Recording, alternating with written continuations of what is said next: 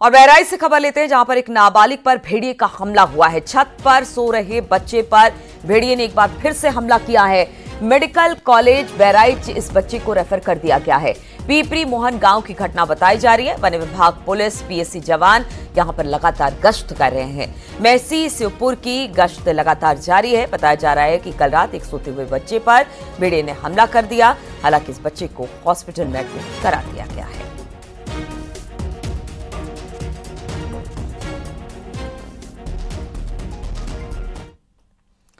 CM Yogi Adityanath कल बहराइच पहुंचे और भेड़ियों के हमले से प्रभावित इलाकों का हवाई निरीक्षण किया।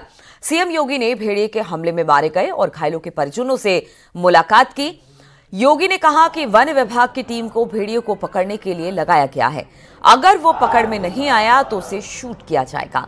उन्होंने कहा कि जब तक वन विभाग की टीम इस खतरे को खत्म नहीं कर देते, यहीं तैनात रहेगी।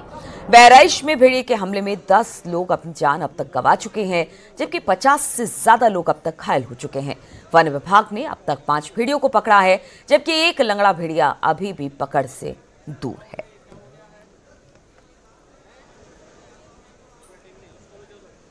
तो मुख्यमंत्री योगी आदित्यनाथ को आप देख रहे हैं, बहराइच का हवाई सर्वेक्षण किया, साथ ही पीड़ितों से मिले, जिनके परिवार के लोग भेड़िए के हमले में चले गए, उनसे भी मुख्यमंत्री की मुलाकात हुई।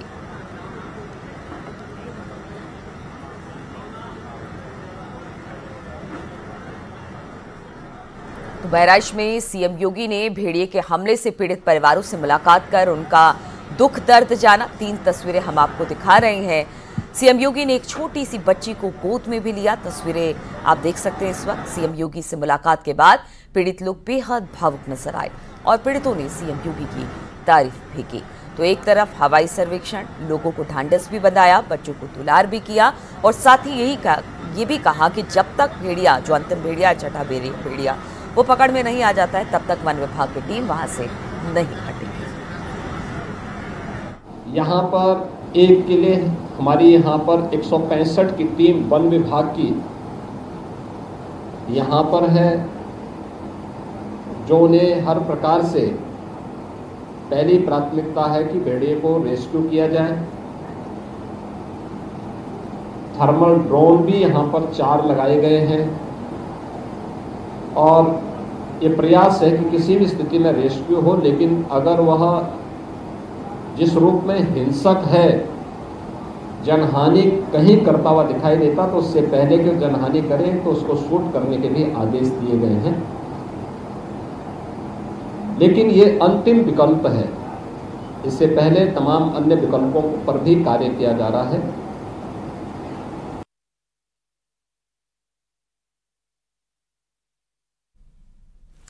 और बांदा जेल में बंद माफिया मुख्तार अंसारी की मौत के मामले में चल रही मिस्टीरियल जांच की रिपोर्ट अब आ गई है। रिपोर्ट में मौत की वजह हार्ट अटैक को बताया गया है। जहर किसी भी तरह से इसकी कोई पुष्टि नहीं हुई है। रिपोर्ट प्रशासन ने शासन को भेज दी है और इसके पहले पोस्टमार्टम और बिसरा जांच रिपोर्ट में भी जहर की पुष्टि नहीं हुई थी। इससे अब स्पष्ट हो गया है कि मुख्तार अंसारी की मौत की वजह हार्ट अटैक ही है। करीब 5 महीने तक चली जांच में जेल अधिकारियों, कर्मचारियों, इलाज करने वाले जिला अस्पताल के डॉक्टर, भर्ती करने वाले मेडिकल कॉलेज के डॉक्टर, कर्मचारी, पोस्टमार्टम करने वाले डॉक्टर समेत करीब 100 लोगों के बयान लिए गए। पोस्टमार्टम और बिसरा रिपोर्ट, जेल के सीसीटीवी फुटेज, बैरक की जांच और खाने की जांच रिपोर्ट की स्टडी की गई और अब जो रिपोर्ट आई है उसमें साफ हो चुका है कि मुख्तार की मौत जो थी वो हार्ट अटैक से हुई थी, ना कि जहर देने से।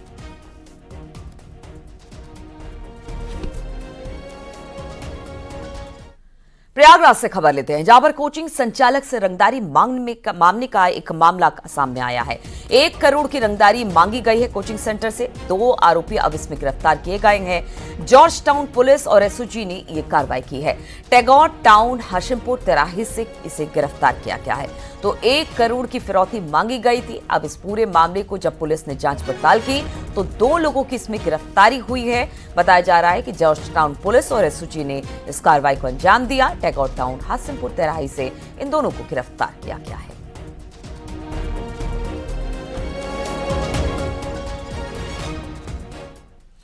नोएडा में लड़के की गोली मारकर हत्या कर दी गई। दो पक्षों में बहस के बाद गोली मारी है। सिर पर गोली लगने से लड़की की मौत हो गई है। बताया जा रहा है कि प्रॉपर्टी को लेकर यह पूरा झगड़ा हुआ, जिसके बाद गोली मारी गई। घटना के बाद पुलिस आरोपियों को पकड़ने में जुट गई। सेक्टर 82 स्थित एक प्रॉपर्टी को लेकर दोनों पक्षों का विवाद चल रहा था। सेक्टर 137 मेट्रो स्टेशन के नीचे का ये पूरा मामला बताया जा रहा है।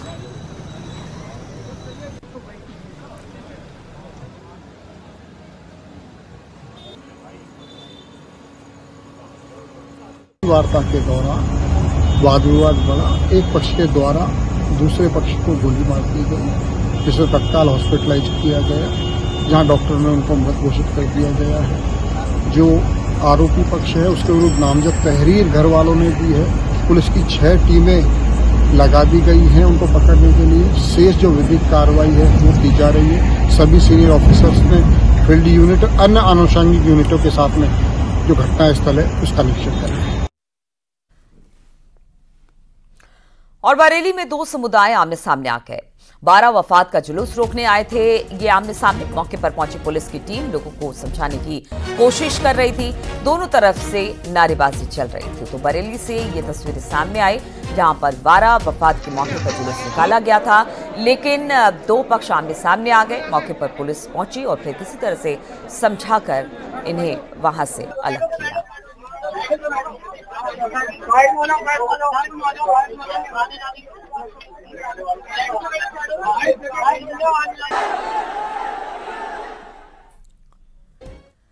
बाराबंकी में धर्म छिपाकर युवती से रेप, फिर निकाह के बाद तलाक देने वाले आरोपी को पुलिस ने अब पकड़ लिया है।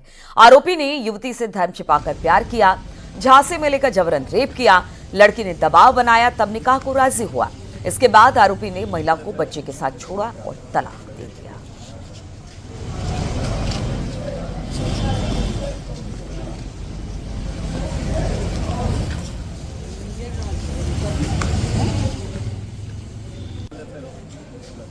विवाह होने के पश्चात उस महिला को पता चला कि उसका पति अल्पसंख्यक वर्ग से संबंधित है। इस तथ्य को शादी के पहले उसके द्वारा छिपाया गया था। इस बात की शिकायत जब अपने पति से, जो अल्पसंख्यक वर्ग का व्यक्ति था, उससे महिला ने किया तो महिला की प्रताड़ना शुरू कर दी गई और शिकायत के आधार पर उसकी प्रताड़ना क्रमशः बढ़ती गई। महिला ने बहुत कुछ उसको समझाने की फिर कोशिश किया, एडजस्ट करने की कोशिश किया, लेकिन दिनों दिन प्रताड़ना जब बढ़ती गई तो महिला के द्वारा दुखी होकर, परेशान होकर तहरीर दिया गया, जिसके आधार पर अभियोग पंजीकृत किया गया। प्रयागराज में महिला की गला घोंटकर हत्या कर दी गई। हत्या के आरोपी ने खुद थाने पहुंचकर पुलिस को जानकारी दी। दुपट्टे से गला घोंटकर हत्या की गई। होटल में महिला का शव मिला। पुलिस ने शव को पोस्टमार्टम के लिए भेज दिया है। आरोपी विवेक कुमार से इस वक्त पूछताछ की जा रही है। प्रेम प्रसंग में हत्या का शक जताया जा रहा है। ये पूरा मामला सुराव थाना इलाके का बताया गया है। फोटो खींचो और ग्रुप में डाल दो।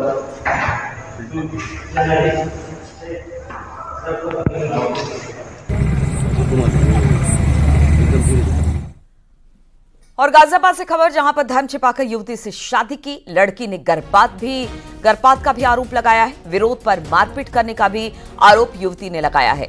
पीड़िता की शिकायत पर केस दर्ज कर लिया गया है। आरोपी दानिश उर्फ देव गिरफ्तार कर लिया गया है। थाना साहिबाबाद क्षेत्र का ये पूरा मामला बताया जा रहा है।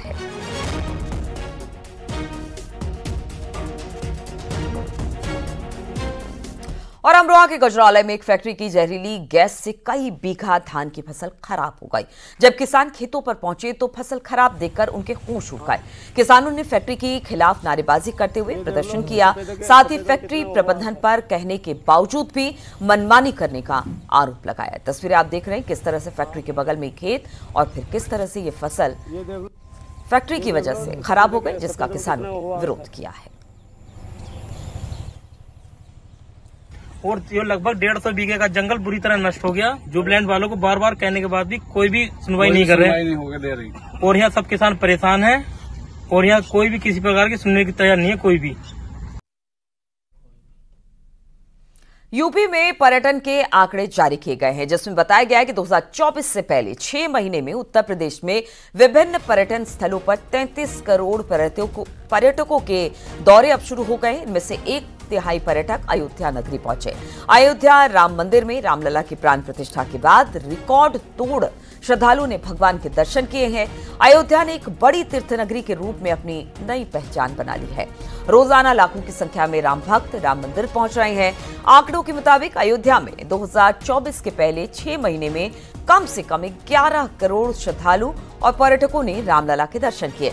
वहीं वाराणसी में करीब 4.5 करोड़ के आसपास पर्यटक पहुंचे। उत्तर प्रदेश के अन्य पर्यटक स्थलों की बात करें तो प्रयागराज में करीब 4.5 और मथुरा में करीब 3 करोड़ के आसपास पर्यटक पहुंचे हैं।